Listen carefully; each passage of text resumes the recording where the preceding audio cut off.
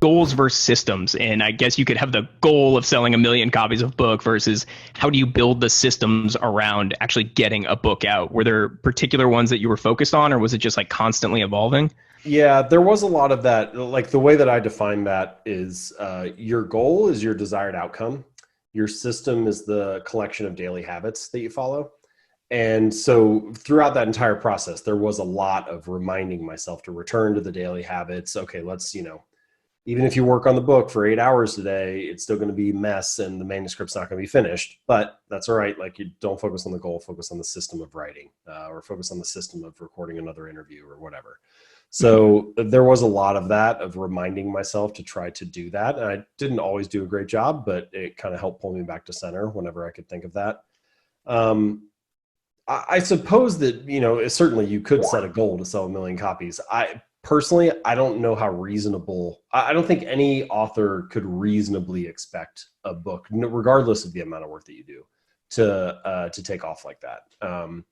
It also depends a little bit on like timeline. Are we talking about 1 million copies in a year or in 20 years? That, I think, timeline is longer, then yeah, you could probably find ways to make that happen.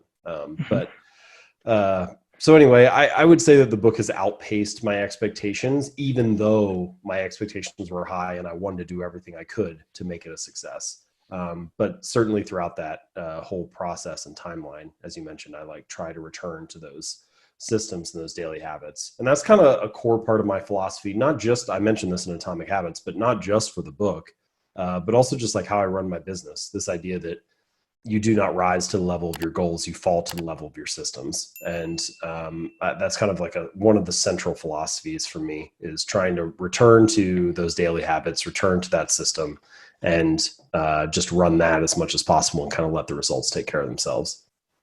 Yeah. And one of the other things that you mentioned is this idea of like, if you have a goal and then you hit that goal, then you're just kind of stuck at that point. Like, where do you go from there? Versus if you have this continual system, the system Right. can continue and improve and go on. There's not just like a set point or goal at the end of all this.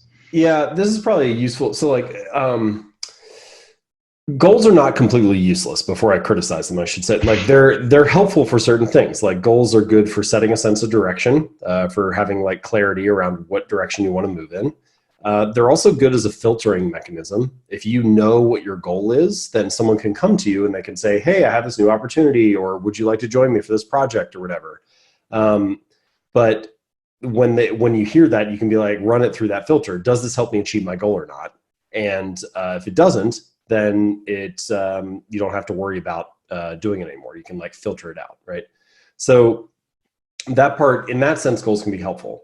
However, there are a couple things, one of them which you just mentioned, which goals kind of they sort of create these weird after effects of these weird, what I call sometimes a yo-yo effect. So you set a goal to run a half marathon, and so you train for 6 months, and then you run the race. And then afterward, you're like, oh, great, I accomplished my goal. And then you turn around, you take a week off, then a week turns into a month, and a month turns into 2 months. And then before you know it, you're like, man, I haven't run in 10 weeks. I got to set a new goal. I got to sign up for another race or something.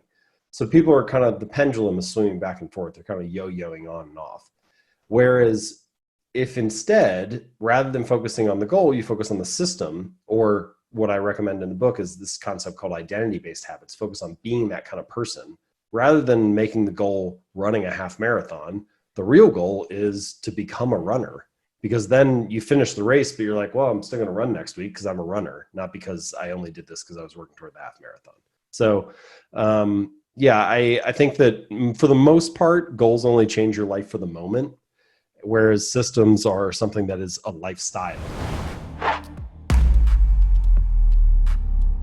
Did you like what you just saw? Well, great, because our YouTube channel is chock full of tips on how to grow your online business and learn from the best in the industry. So make sure you hit that subscribe button so you never miss out. And if you're looking for the absolute best software for entrepreneurs at the lowest possible price, then you should absolutely head over to appsumo.com and subscribe to our email list. Heck, we'll even throw in 10% off your first order just to make it a no-brainer. Now, you're in on one of the best kept secrets in software.